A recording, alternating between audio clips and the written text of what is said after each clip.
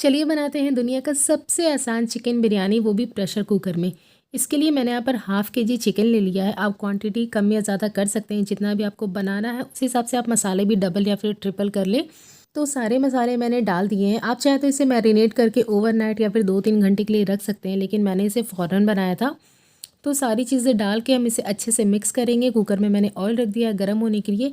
इस तेल में मैंने अनियन को पहले फ्राई कर लिया था, वही तेल है। 2 सीटी आने तक हम इसे पका लेंगे।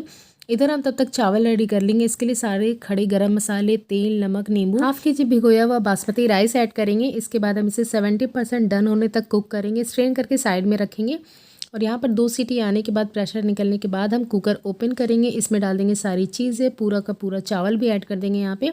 ऊपर से ये सारी चीज़ें ऐड करेंगे और इसे कवर करके मीडियम फ्लेम पर पकाएंगे।